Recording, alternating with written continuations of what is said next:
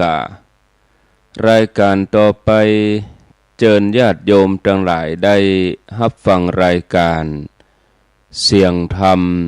แสงอรุณช่วงที่หนึ่งดำเนินรายการโดยท่านพระครูชลทานพิทักษ์เจ้าอาวาสวัดแม่ห้องไค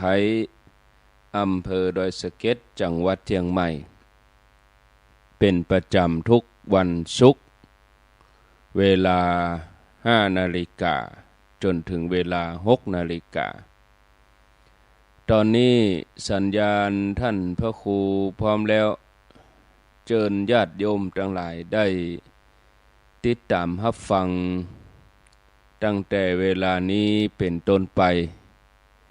จนถึงเวลา6 นาฬิกาซึ่งท่านพระครูชลทานพิทักษ์ท่านจัดรายการผ่านระบบออนไลน์นิมนต์เลยครับนิมนต์ครับนิมนต์เลยครับขอแตบใต้ไหวสา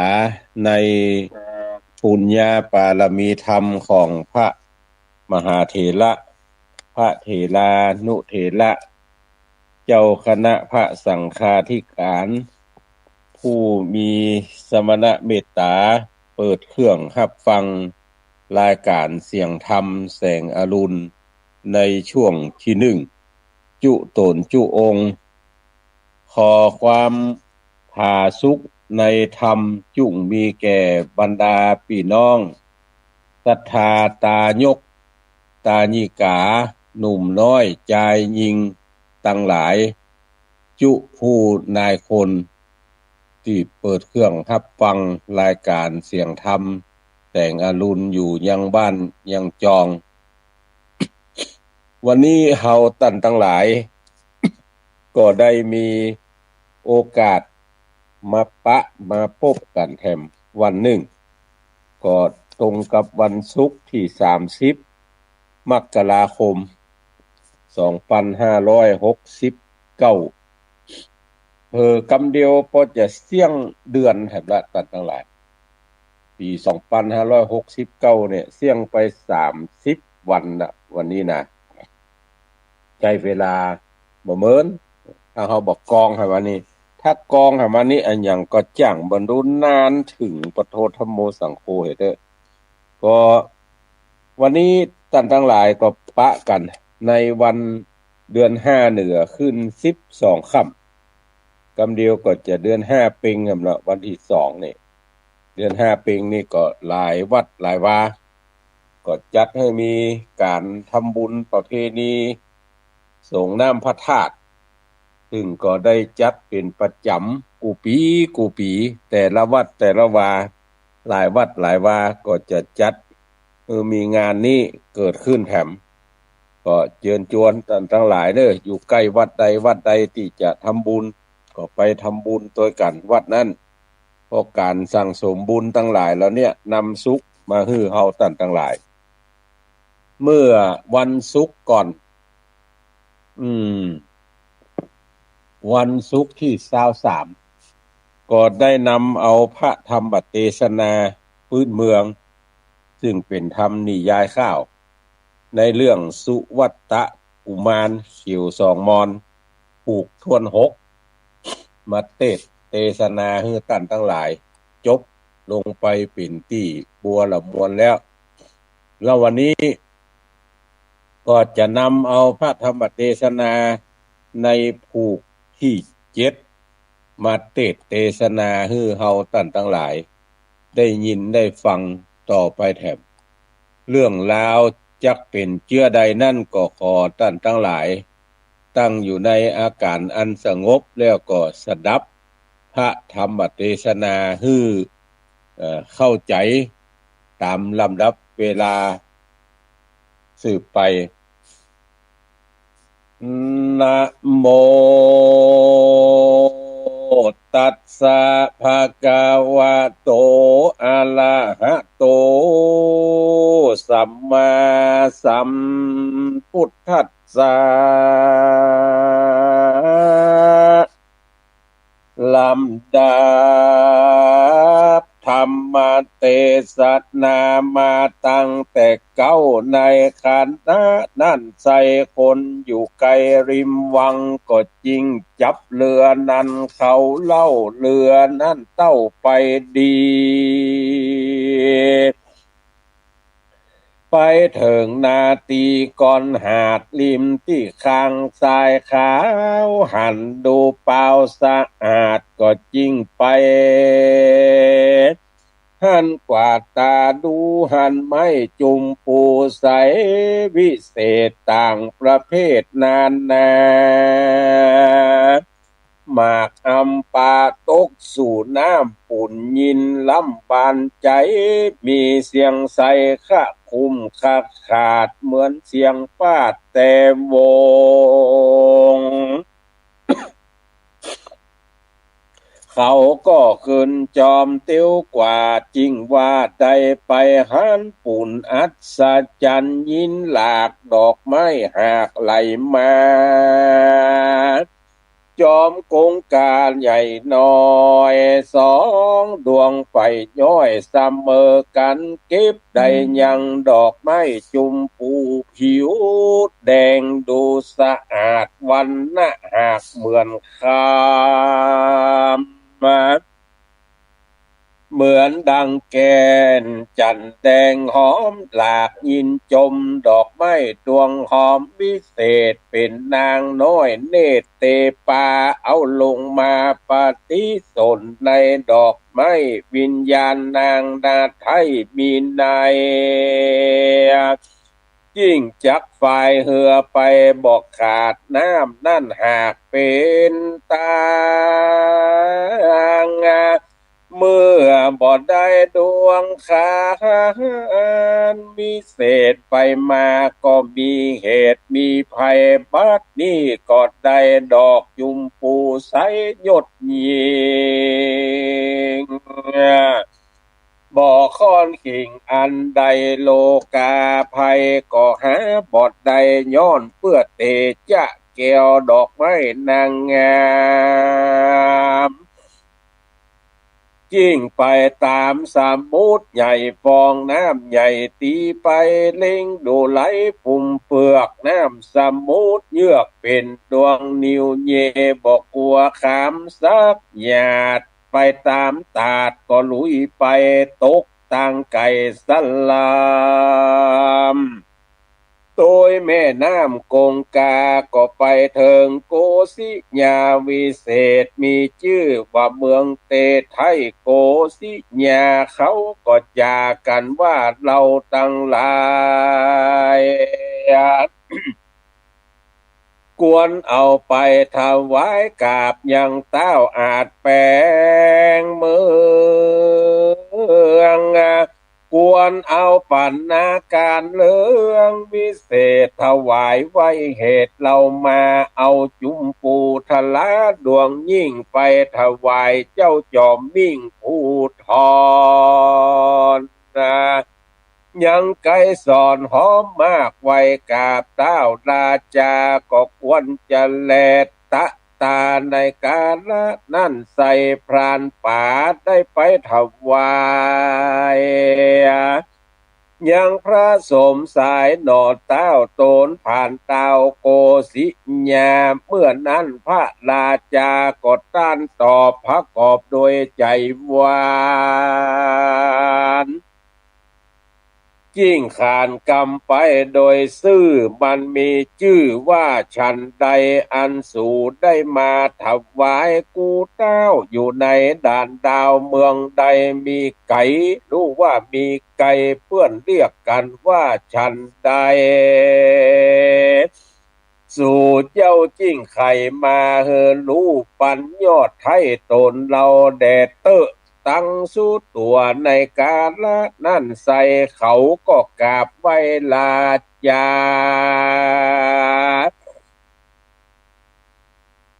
ยังพระกษัตริย์ตลาธิราชวัคาเดมหาราชเจ้าดอกไม้เต้ามีไก่มีที่หัวน้ำสมุทรใส่ดาวเขตมีชื่อเหตุว่าจุมปูปู ปูนแยงโดและยิ่งล้ำตุกผูพรำไฟหุมหันเหมือนดังแก่นจันแดงหอมมากกันทะหากหอมเปิงหอมพับเมืองจุตี้เสียงคนมี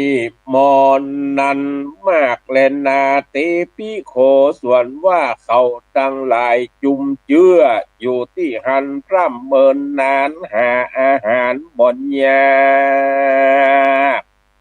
กึดใดหากมีมวลบ่มีโจรพกพาพระเจ้าฟ้าลุ่งเรืองไลเขาก็กึดใจจักปอกยวนกันออกจับเรือว่าจักออกเมืองแก้วใจบ่เศร้าเจยบานจิ้งไปตามต่างน้ำใหญ่จวนกันไต่เตียวไปขี่เรือไปจอมต้าน้ำปัดกว่าเป็นแปรสายตาแลมุ่งแลนน้ำพุ่งเต้นเป็นฟองเป็นเปี่ยวนองข้าคืนไหลละลื่นไปมาเขาก็จากกันว่าน้ำนี่นาบ่เหมือนกำเรามามันเป็นสั่งจาสู่เจ้าบ่เหมือนเก่าปางอ่อนเราบ่หันมีไก่สอนดวงดอกเข้าออกภายในยังเหมือนใจตุกเยื่องอันเรามาถวายเจื่องเจ้าวันลูนรู้ว่าดวงจอหอมมิเศษอันเราถวายนั่นก็หากมีบุญดวงนัดนาเป็นกุลปกข่มเราบ่หอนจักเมืองง่ายเหมือนนั้นเขาก็จิ้งจวนกันคืนวายปอกมาลอดห้องโกสิญาลวดคืนมาบ่ปากเขาก็หากใจดีมีใจกี้กึดอันใดก็บ่พดบ่ป่องมาลอดห้องเมืองหลวงปันดังดวงไม้วิเศษเขาก็เกียดนักหนาเอาสัตว์ที่ริมใกล้ศาลานั้นเรานอกเวียงเก่าบ่ปอไก่ก็ลวดกายเป็นหินไปพุทธผ่องงามแต่ดอปูนดูผิวสอบอใสสว่างวันหน้าผ่องดูดีมีรัศมีใสจะจ้อยพุทธออกห้องประตูเวียงคนยายเรียงกันออกจ้อขึ้นดูงามฝูงคนลามหลังไหลกัดกังพร้อมมาดูผิวขาวดูดังแก้วงามเลิศแล้วปุ่นจมมากเล่นนาตาในกาละนั่นเล่าจอมเจื่องเจ้าพระกษัตริย์ตลาดได้ดอกจุมปูอันพรานป่าหากนำเอามาฝากเจ้าก็หากยินดีจิ้งเอาปั่นนางลาจะเตวีปักเกตเก่าเกษาดมสูบเข้าในใจยามนั้นนางผิวใสก็ยินเมยก็หากเจ็บป่วยเหนื่อยไปตั้งตัวอันบนหัวมีดอกไม้จริงเข้ามาตั้งกับพระแห่งแม่เตวีนางก็มีใจดีว่องยินนักนองพร้อมเหลืองตัวนางเมืองบอกคองบอกกระตำจ้องยังการกับพระมานาต้องแก่10 เดือนเต้ก่อนยังปลายส่วนนางต่างหลายฟูงหนุ่มก็มาจุ่มหนุ่มพร้อมเตวีตนนางดีน้อยนาอ่านว่าลมกรรมมาสวัสดก็มาถีบตองตีมาโลดลงกับผา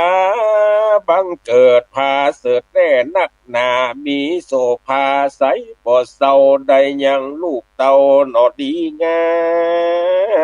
ม มีลักษณะปานยิ่งแย้มเหมือนจ้างเต็มหากพิจารณาเหมือนคำขาดต้านรอพอแล้วก็ย่อมดูดียิ่งไปหาแม่นมดีบ่สูงบ่ต่ำที่งามผ่านแผ่วเสมอกันมีโสพันใสสะอาดเอานางนาดน้อยตะลงมาตั้งผ้ากาสาเส้นแลบไม่คำแนบนวลดีปันดังเจ้าพุทธดีน้อยอ่อนบ่เฮือผ่อนเสียในผิวเรื่องไหลบ่เศร้าเหมือนดังเบาสุจัดดาและนาตัดสบิงคันเนในคณะบ้านนั่นโสดพ่อเจ้าก็ลวดมาหายังเสนาผู้เฒ่ามาบอกเล่ากุลดีกวนดีใส่ชื่อนางสบน้อยอ่อนอันก่อตั้งมีมายามนั้นมโหฬลาก็มากราบไว้กวนใส่ชื่อนางนาไทยจุมปูคือเอาเหตุที่พรานป่าเอาดอกจุมปูมาถวายกราบก็ลวดใดกับพระมีมามีลักษณะงามจื่นจ้อยคอใส่สร้อยคำแดงแหวนตะโลงสูบสอดกอยมุกมาดน้อยเรียงเป็นแถว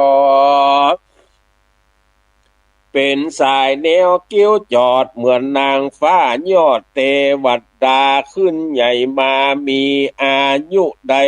16 ปีขวบเขาป้อเจ้าก็ลุ่มลาแปลงยังหอดาภาษาเธอมี7 ยอดดูเปิงจอฟ้าเรืองอลามงามยิ่งยอดเจียงคานเด่งก็ห้อยยันอันใหญ่อันน้อยแต้มรูปนกไข่ใหญ่ๆแป้งเครื่องใบเกี่ยวจอดรูปนกบินสอดไปมางามปอตาเหลือขนาดคือรูปเต้าราชราชาจุวันมาปาไปเอวสวนดอกแก้วอันชื่อว่าอุทยานนางก็นาน้ำแวดล้อมแหนแห่ออมต้นนางก็มีแลตะตาในกาละนั่นเล่าพันธะจินเตสีอาทะในกาละนั่นใส่แก้วดอกไม้จุมปูน้อยนาแต่ปุพพญาติโหนลางนางได้ตานผางมันเป็นอันมาเต็มปันหากดูดีเกิดมามีรัศมีใสชื่นจ้อยงามยศหยาดย้อยสิเนหังปุพกาศเลในกาลละเมื่อก่อนบ่คือผ่อนกับหายก็จิ้งได้เกิดเป็นนางใส่ใจลูกเต้าในนานดาวโกสิญามีโสภาดังแต้ม2 ฝ่ายแก้มก็มาเหมือนดังคำแดงมีใส่แสงใสส่องงามแต่ต้องแม่ออกมาและนาอะทะในกาละนั่นใส่ยังกล่าวไว้ปอหันก็ยังพรานป่า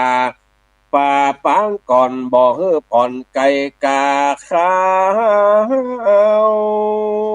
ก็มาจากกันตันต่อจากกับโดยนางดอลาดอจุมปูผิวขาวดูสะอาดกันบ่ได้นางนานจอมไปเล่าก็บ่หันเมืองเราปีน้องในแห่งของแต่ปลายลาง ปูนยินอัศจรรย์ใจใจจ้าเหมือนนางฟ้านีก็หนีบกับดินเรายินใจลำบากคนเราหากมีหลาย500ปลายแต่เรากวนเราเต้าจักปองผู้ใดมองเงาอยู่จักไปสู่เถื่อนท่อกวนดีปอห้องสักโหอย่าได้อยู่เศร้าได้เมื่อนั้นยังมีใจผู้เดิมลู่ทุกสิ่งหลายอันยิ่งได้ขานกำตันปากว่าข้าน้อยหากจักปองฮือได้นางตองน้อยนาดยิ่งตามกำมันว่าบ่ถอยจ้าสักมันจริงมาแปลงเรือลำใหญ่กว้างเต้ใจสาบมานาปักกิ่งกลางปุ้งเคินปูนดียื่นจมบานมันจริงมาแต้มยังโลบสัปปะการพร้อมเสียงมีพร้อมเมียนบ่เรือสร้างนะมีตั้งรูปเขาสิเนโลไม้ตีบใหญ่ตั้งดอกไม้ไต่เรือนเครือมีตั้งรูปสิงเสือและนาหนูใหญ่ลูกกวางฟานไต่จอมไปตั้งรูปมาสมุดใส่ละเลินรูปจ้างมายืนยอหัวตั้งรูปบัวบานและพักขาบหนองสละสาบเปียงงามเขาก็มาตามตกแต่งไว้จุแห่งในเลือแต่ใต้เหนือตุกที่งามเป็นที่ละเมาเอาใจมีตั้งหมากจุมปูใสต้นใหญ่มีตั้งดอกไม้ไฟใหญ่ใหญ่มีลัดสามีสายมามีรูปหากเรือตาเป็นห้องตลาต่างๆเขาแต่งสร้างพิจารณาวิจิตต่างกันว่าแต่งแล้วงามผ่องแผ้วบัวลิสุดอันว่านางจุมปูนี่นามันก็ขึ้นใหญ่มาจอมอายุได้16 ปีมีลัดสามีใสบ่เศร้า101เมืองเต้ามาสู่คอ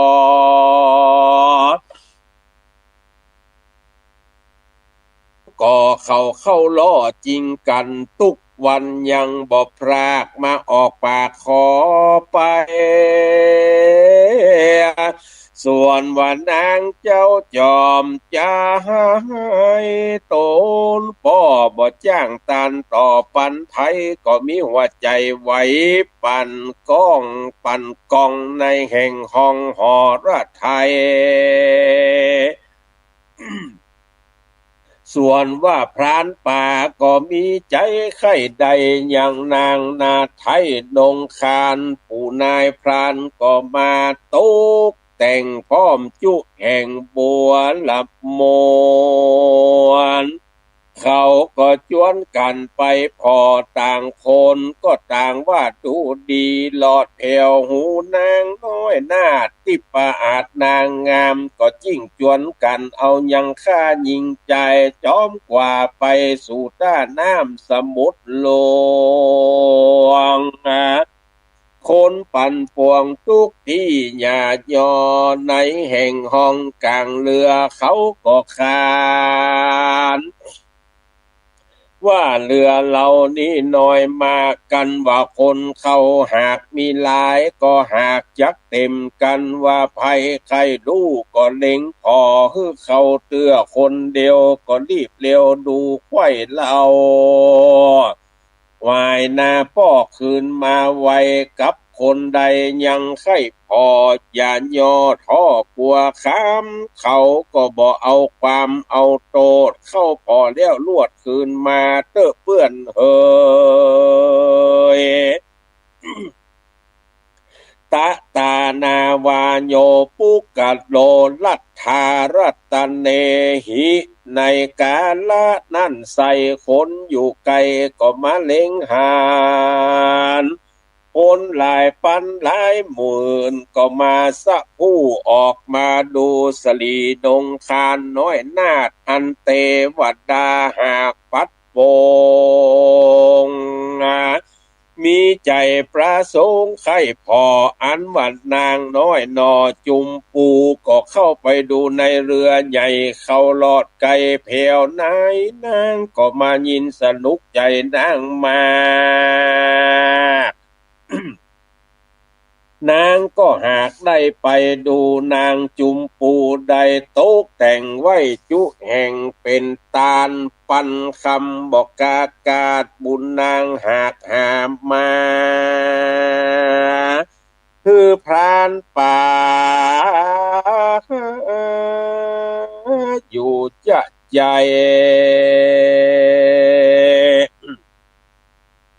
นางก็มาเข้าใกล้ยังเรือว่ามาเตอะนามาเตอะนาคือพรานป่าได้มาปอกมาครอบนามาครอบแก้วตนนางย้ำเมื่อนางได้หอมตาลในจาดก่อนบ่คือผ่อนเสียหายตาชิโลลาหิพรานป่าผู้นั้นได้ตานบอกไฟเมื่อจาดก่อนบุญบ่ย่อนตัวตันเป็นผู้พาจาดหลังมาเตรียมกู้จิ้งใดอานิสงส์จอมไปเก็บเอาดวงดอกไม้จริงเฮอส่งบุญไว้ตัวงำได้ส่งถึงเมืองดังเก่าไปหน้าเล่าจักมีจะแลตะตาเอกะโกสิญาในกาละนั้นใส่นางนอไทยจุมปูก็จักเข้าไปสู่เรือใหญ่ตัดที่ไกลกลา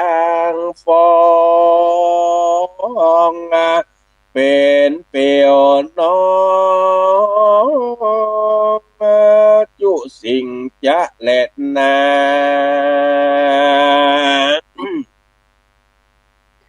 เขาก็ปากันมาแยงเมื่อสลีคำแดงเข้าไปพอบอดได้ออกในเรือโอยนอเกี้ยวอินดูเกี้ยวแปลงเมืองน้อยนาจักได้ปรากจากเมืองโต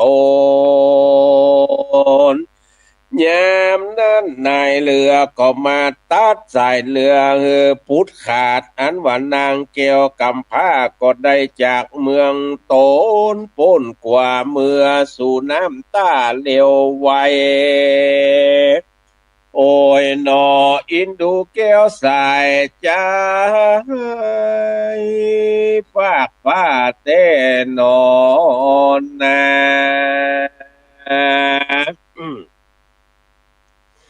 ได้จากเมืองมานี้ล้อนห้องเจียกายสู่น้ำไหลเลี้ยวไวโอยนออินดูแก้วใส่ใจฟากฟ้าได้ปัดนาไปไก่ดังเลย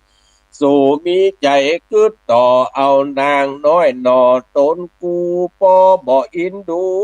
กึดที่มานิบของหัวใจคือนางใส่ใจกูได้ตุกยากเต็มว่าร้องให้หากปานใดสู่ก็มีหัวใจไข้อุ่นข้างกับโดยลูกพระเจ้าจ้างโกสิญายิ่งจักดาโต๊กแต่งบ่เฮิงแห่งใจกูผิวสอบอน้อยนอบอได้กล่าวต่อพระปิตาสู่ทั้งหลายนี่นาใจบาปมาขนาบกูนางนี้จาตะตาจุมปูกามาตาปิตุดังโส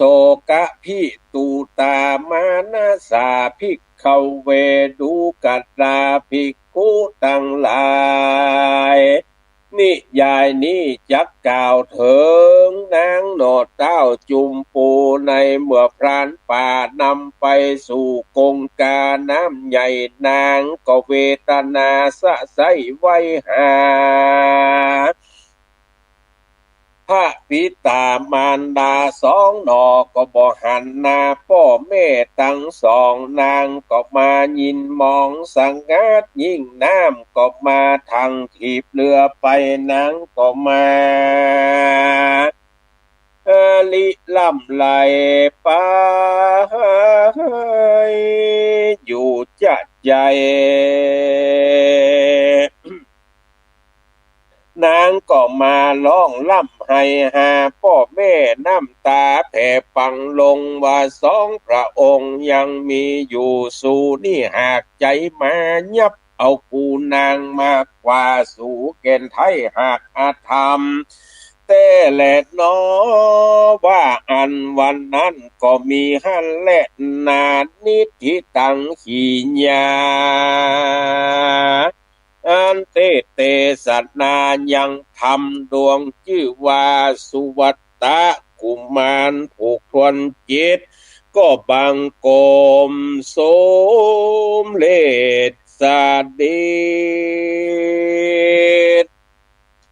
ท่านพี่น้องศรัทธาพุทธบริษัททั้งหลายก็ได้ปากันฟังพระธรรมเทศนาดวงชื่อว่า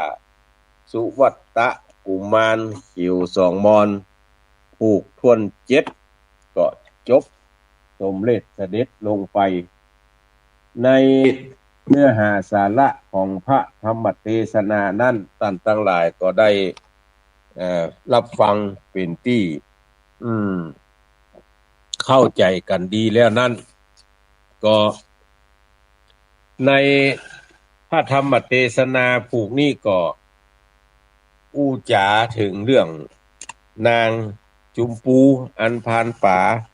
เอามาถวายเอาดอกจุมปูมาถวายพญาเจ้าเมืองแล้วเมียพญาเจ้าเมืองก็ทะลงกับพระได้ลูกเต้ามาเป็นหญิงชื่อว่าใส่ชื่อว่านางจุมปู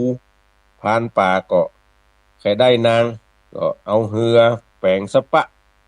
พอนางเข้าไปในเหือแล้วก็ตัดสายสมอเอาเหือออกกลางวังทำผูกนี่ก็จบลงไปท่านพี่น้องศรัทธาทั้งหลายข่าวสารงานบุญที่เฮาท่านทั้งหลายได้รับฟังไปจากพระสงฆ์ผู้ที่ได้มีโอกาสออกอากาศก็หลายที่หลายต่างหลายจังหวัดถึงเชียงใหม่ถึงเชียงรายลำปางลำพูนแพร่น่านก็จบไปเป็นเรื่องในส่วนของอาตมาภาพในวันนี้ก็จะนำเอาข่าวสารงานบุญมาบอกเปล่าข่าวแหนให้เฮาท่านทั้งหลายได้ยินได้ฟังก็วันนี้วันที่30 มกราคมพี่น้องศรัทธาที่เป็นศรัทธาตีนจองห้องวัดปางกองก็ได้จัดงานปอยหลวงวิหารซึ่งก็เมื่อคืนที่ผ่านมาก็ได้นิมนตนายังพระเจ้าพระสงฆ์ทั้งหลายไปสูตรมนต์ตันเพื่อสมโภชยังสมโภชยังพระพุทธพิมพาสารูปเจ้าองค์เก่าใหม่ใหญ่น้อยอันทะปัณนาตั้งไว้ในวิหารของวัดปางกองก็วันนี้เป็นวันที่โคตานเจ้าบ้านจะเข้า พิ่นจะแห่แหนแต่นแต้กันเข้าไปทำบุญสุนทานกันวันนี้ที่วัดปางกองใครอยู่ใกล้ก็พากันไปเน้อไปทำบุญสุนทานด้วยกัน เพราะว่าปอยดวงนี่มันเมินจะมีเตื้อหนึ่งวันนี้ขวดตานเจ้าบ้านวันพุกจะเป็นหัววัดวันพุกหัววัดอยู่ใกล้ก็ไปทำบุญสุนทานด้วยกันแล้วก็วันที่2 กุมภาพันธ์เป็นเดือน5เป็งก็อย่างที่ประชาสัมพันธ์ไปแต่เจ้าว่าหลายวัดหลายวาจะจัดงานทำบุญประเพณีส่งน้ำพระธาตุวัดหิรัญญาวาสแม่ห้อยเงินเหนือตำบลแม่ห้อยเงินก็จะจัดมีงานประเพณีส่งน้ำพระธาตุในเวลาตั้งแต่9 โมงเป็นต้นไปงานนี้ก็มีจังจ้อยจังซอมาอุ่นงานท่านทั้งหลายได้ฟังกันในเวลา 16 นาฬิกาที่วัดปัญญางงามตำบลปะป้องก็จะจัดให้มีพิธีทำบุญอย่างเดียวกันเนี่ยทำบุญประเพณีส่งน้ำพระธาตุเชื่อเดียวกันในเวลา16 นาฬิกาหรือบ่าย 4 โมงพุ่นแล้วก็ทัดนั่นไปแถมวันที่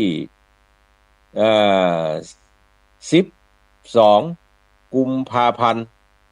ในวันที่12 กุมภาพันธ์นี้พระเดชพระคุณหลวงพ่อพระครูมงคลศรีละวงศ์เจ้าคณะอำเภอดอยสะเก็ดตุเจ้าหลวงวัดสารคามรังสรรค์เมืองวะตำบลลวงเหนืออำเภอดอยสะเก็ดก็จะจัดให้มีพิธีพุทธาภิเษกเบิกพระเนตรในโรงอุโบสถจึงได้บูรณะปฏิสังขรณ์ขึ้นใหม่ก็จะได้ทำบุญกันสวดมนต์ตันในวันที่12แล้วก็จะไปจัด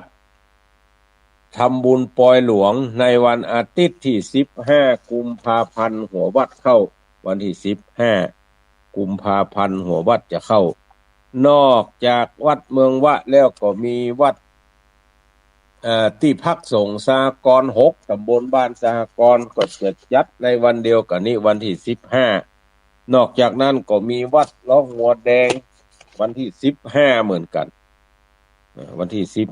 15แล้วก็วันที่13 กุมภาพันธ์นี้ในเวลาบ่ายโมงทางคณะกรรมการพัฒนาโรงพยาบาลส่งเสริมสุขภาพตำบลแม่โป่งพร้อมกับโดยบุคลากรทางการแพทย์ก็จะจัดงานทำบุญส่งมอบห้องฉุกเฉินซึ่งได้ปากันก่อสร้างห้องฉุกเฉินอันใหม่ขึ้นแถมอันเก่านั้นมันบ่สัปปะยะลมบ่ไปตามทิศทางที่ต้องการก็จึงช่วยกันเกาะกลุ่มลุ่มลากันช่วยกันสร้างแล้วก็ได้แบ่งออกมาซอยออกมาเป็นตารางเมตรละ500 บาทเพื่อให้ท่านทั้งหลายได้มีส่วนร่วมในการเป็นเจ้าภาพในการสร้างร่วมกันบ่มีไผคนใดคนหนึ่งได้ออกสตางค์คนเดียวก็ช่วยกันเกาะกลุ่มลุ่มลาดังนั้นก็เชิญชวนศรัทธาเฮาท่านทั้งหลายเน้อเป็นเจ้าภาพโดยกันสร้างห้องฉุกเฉินเพื่อคนตำบลแม่โป่งโดยตรงหรือตำบลอื่นๆที่เพิ่นสโลดสลัมมาใช้บริการดังนั้นก็เชิญชวนเน้อจะทำบุญส่งมอบในวันที่13 กุมภาพันธ์เวลาบ่ายโมงเพราะนั้นก็เชิญชวนเฮาท่านทั้งหลายเป็นเจ้าภาพร่วมกันตารางเมตรละ500 บาทในวันที่13ยื้อนั่นไปแถมวันที่18 กุมภาพันธ์จนถึงวันที่22 กุมภาพันธ์จะได้ร่วมกันจัดงานญะถาสันตติกรรมก็ว่าได้ ลูกขมูลกำก็ว่าได้เพราะว่าที่วัดใหม่มงคลชัยวัดห้วยบอนวัดของท่านพระอธิการนิพนธ์เตชะธัมโมและวัดของท่านพระครูสังฆลักษณ์สุเมธสิทธิวรยาโนหรือเฮาฮู้จักกัน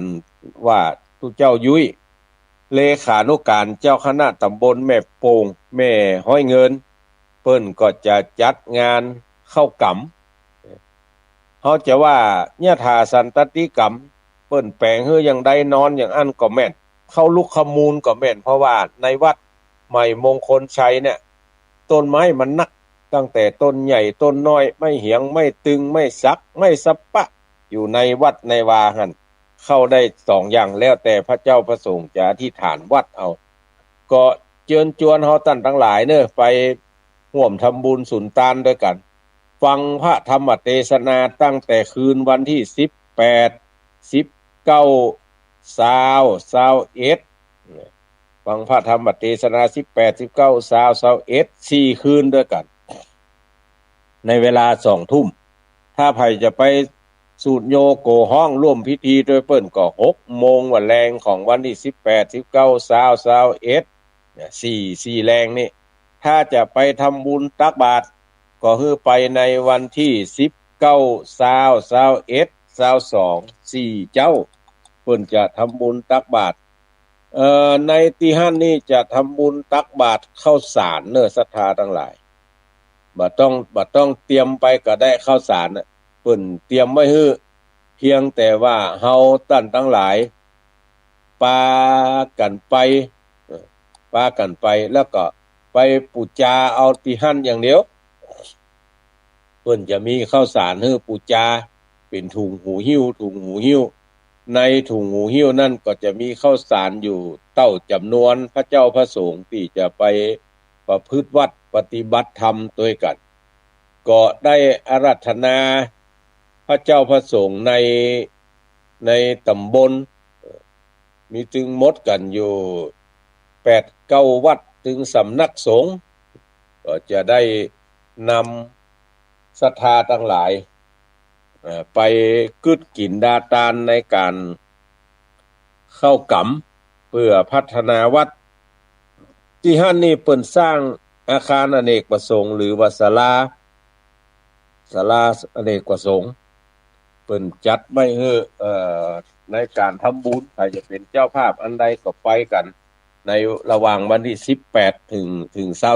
22 กุมภาพันธ์นี้แล้วก็ในวันที่21 กุมภาศรัทธาวัดบ้านโป่งตำบลปะเมี่ยงอำเภอดอยสะเก็ดก็จะจัดงานปอยหลวงในวันที่21ยื้อนั่นไปแถมก็วันที่24 กุมภาพันธ์พี่น้องที่พักสงฆ์แม่ปะขางท่านพระชยพลปัญญาวชิโรหรือท่านตุลุงเลิศเพิ่นก็จะจัดงานทำบุญครบรอบ30 ปีในการก่อตั้งวัดวาอารามจะลวดสืบโหราจตาในวันนั้น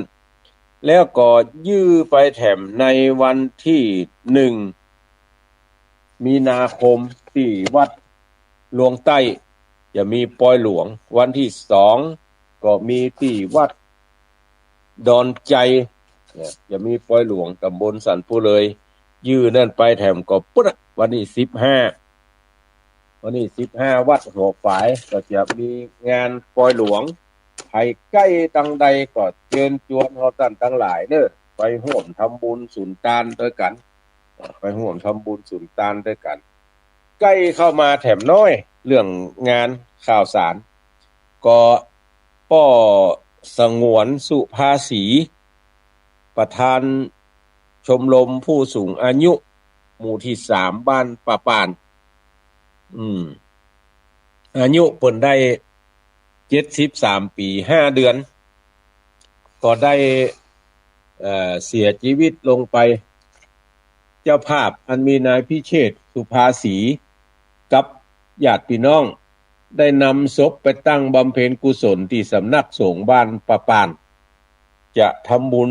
ชาปนกิจศพคือเผาในวันพุธวันที่31มกราคมวันเสาร์วันพุธให้ฮู้จักมักจีมักคุ้นก็ไปร่วมทำบุญสุนทานด้วยกันเด้อ คืนนี้ก็เป็นคืนสุดท้ายของการตั้งศพ บำเพ็ญกุศลละวันพุธก็จะทำพิธีชาปนกิจที่สุสานป่าจ้าบ้านป่าปานแถมลายหนึ่งที่ตำบลเทพเสด็จก็ป้อสังเงียมชัยมงคลอายุได้89ปีปลายละเป็นผู้สูงอายุนะได้เสียชีวิตลงไปเมื่อตะวาลูกหลานภริยามีแม่อุ้ยมูลชัยมงคลก็ได้ตั้งศพบำเพ็ญกุศลที่บ้านปางกำแพงตำบลเทพเสด็จอำเภอดอยสะเก็ดจะทำบุญชาปนกิจปุ่นวันที่5กุมภาพันธ์ตั้งศพบำเพ็ญกุศลที่บ้านไผ่ฮู้จักมักจีก็ไปร่วมทำบุญสุนทานด้วยกันเด้อในการประชาสัมพันธ์ข่าวสารงานบุญก็วันนี้ก็ได้นำเอาข่าวสารงานบุญต่างๆมามาจ๋ามาประชาสัมพันธ์คือศรัทธาทั้งหลายได้ยินได้ฟังแล้วก็ไผอยู่ใกล้วัดวาอารามใดก็พากันไปทำบุญสุนทานในวัดนั้นๆสืบไปแถมก็เป็นการประชาสัมพันธ์เปล่าข่าวแหนให้คนทั้งหลายได้หูเพราะว่าการประชาสัมพันธ์เปล่าข่าวแหนเนี่ยมันเป็นบุญเป็นกุศลเป็นบุญเป็นกุศลเจือใดเรื่องมันมีเล่าอยู่ว่าตุ๊กตะคนหนึ่งอันนี้มันออกในธรรมมหาวิบากตุ๊กตะคนหนึ่งเนี่ยเป็นคนเสาะหลัวขายบ้านมันอยู่ห่างเวียงแล้ววัดอยู่กลางเวียงป่าไม้อยู่หัวเวียง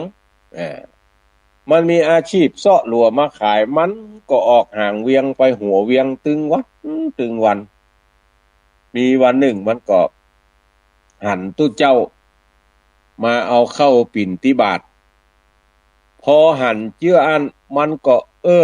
ให้คนทั้งหลายว่าพี่น้องเฮาท่านทั้งหลาย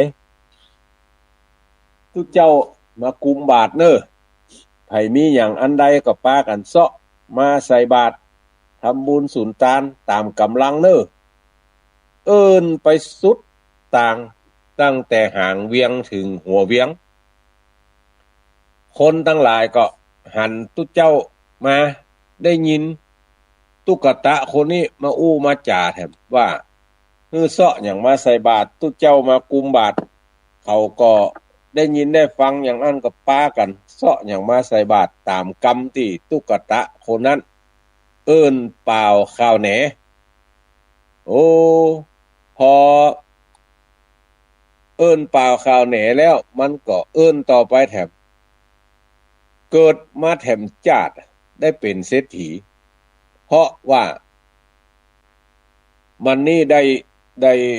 ประชาสัมพันธ์ให้คนตั้งหลายว่าตุเจ้ามากุมบาตรเสาะอย่างมาใส่บาตรเน้อ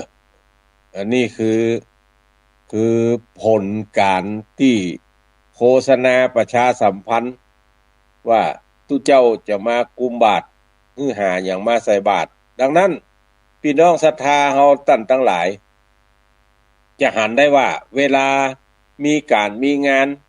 เปิ้นจะโฆษณาประชาสัมพันธ์เพื่อเป็นการบอกเปล่าข่าวแหนว่านี่คืองานบัดหยังแล้วเปิ้นมีวัตถุประสงค์เจือใดต้องการมาหยังกับงานนี้ถึงจัดกันขึ้นเนี่ยเมื่ออันจ๋าเปล่าข่าวแหนคือคนทั้งหลายได้ยินได้ฟังว่างานนี้จัดขึ้นเพื่อวัตถุประสงค์อันนี้เขาจะหันได้ว่ามีโฆษกประชาสัมพันธ์ โดยเฉพาะแล้วขอพาดพิง ตุลุงยองตุลุงยองท่านพระชัยวัฒน์นาคาเสโนเนี่ยมักจะเป็นพิธีกรแล้วก็วิทยากรไปในตัวแจ้งข่าวเปล่าแหนประชาสัมพันธ์ให้คนยิงใจทั้งหลายได้ยินได้ฟังว่า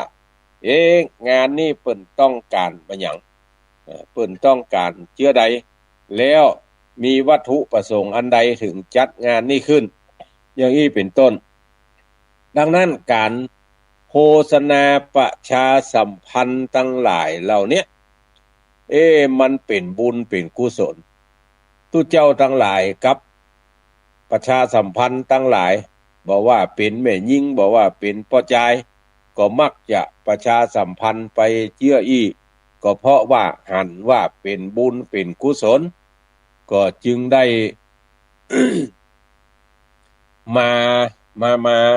ประชาสัมพันธ์ให้ท่านทั้งหลายได้ยินได้ฟังดังนั้นวันนี้ก็ได้เทศนาแล้วก็ได้ได้จ่ากับท่านทั้งหลายมาก็ต่อไปจะเปิดสายให้ท่านทั้งหลายได้แจ้งผลการรับฟังว่าฟังจากทางใดอากาศเป็นใดพ้องหนาวก็ว่าฮ้อนก็ว่าจะใดก็ว่ากันไปตามเรื่องตามราวก็0817964608ท่านทั้งหลายลองโทรเข้ามารายงานผลการรับฟังหรอให้ถึงบัดตันยายพรก่อนว่าจะได้ยายพรที่จารย์เจริญพรวันที่1นี่ได้บาวัดล่องเลยวันที่1บัดได้ไปเฮ้ยติดงานตังเพทำบุญวันเกิดติดงานตังเพบัดได้ไปมีเหตุการณ์งานสปะสเปดปอยหลวงนี่ถ้าจะได้ไปอยู่ถ้าจะอยู่นะ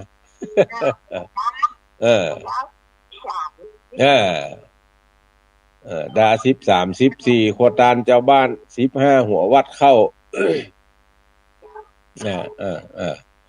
ยินดีเนอะยินดียายพรป้อบุญธรรมโป่งหนองว่าจังได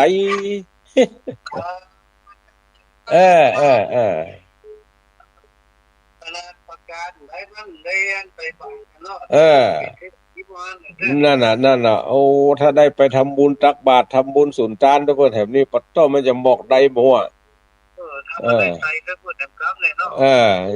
จะได้ดีกว่านี้เดี๋ยวนี้ขนาดตั้งแต่ห่างเมืองถึงหัวเมืองนะดังนั้นเปิ้นจึงจักจุงเชิญชวนกันไปทำบุญก็ไปตามกำลังของตัวเก่าเนาะยินดีเนอะ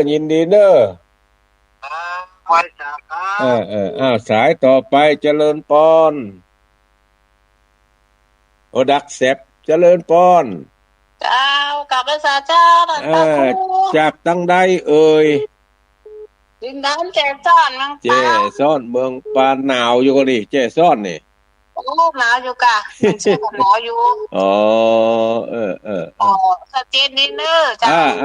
ยินดีเนอร์กับภาษาเจ้าสายต่อไป9134เจริญพรกับภาษาเจ้าห้วยบะตองเจ้าห้วยบะตองบ้านอยู่เจ้ายินดีเนอร์ยินดีวันนี้พอหนาวเนาะวันนี้เบามาเลยเจ้าได้เข้ากับห้วยบอนเห็มกำได้ปลากันไปเข้ากับห้วยบอนเห็มกำเจ้าสาธุเจ้ายินดีสายต่อไปเจริญพรไปจากเจ้าทานพระพุทธชุกก็ตำบลตะก้ออำเภอแม่สวยเจ้าหนาวอยู่ก็แม่สวยหนาวอยู่เจ้าวัน2วันก็ให้อย่าดีไปอุ่นไปไอ้เนี่ยฟังนำตามคำสอนทุกวันชุกเมื่อเช้ายินดีเนอะยินดียินดียินดีสาธุสายต่อไปจะโทรเข้ามาหา0817964608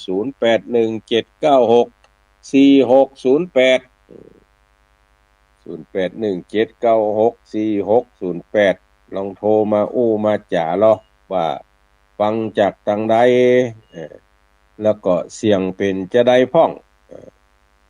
ว่ามันจะ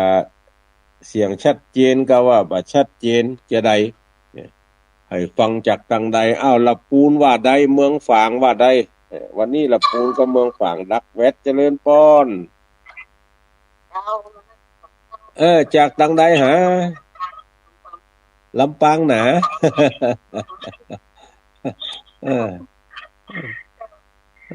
มีดลำปางคมบางหนาว่าเขายังได้ถึงหนาถึงบางนี่เนาะ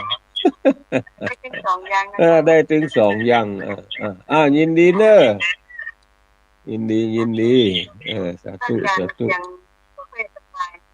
เสียงจะเป็นนี้มันให้อันแก้ตนแก้ตัวมันเสียงแป๊ดไปฟังเสียงตัวเก่าก็แป๊ดอยู่บางเตื้อก็ยังเป็นวัดเป็นไอยินดีเนอะยินดีสายต่อไปใครจะโทรเข้ามา0817964608น้องโทรมาอู้มาจากันเหรอหลายสายก็โทรมาอู้กันละแต่ที่ลุดไปก็หลายสายโทรเข้ามาใหม่เนอะหลายสายที่ลุดไปว่าได้รับสกรรมก็194นี่สาย1แล้วก็9983แห่งสาย1มาตันได้รับสกรรมลุดไปก็เจอเนอร์ไผจะโทรเข้ามาอู้มาจ๋ามารายงานผลการรับฟังว่าเสียงมันเป็นจะได้พ้องอย่างได้พ้องนะก็ลองโทรเข้ามาอู้มาจ๋ากันเนาะ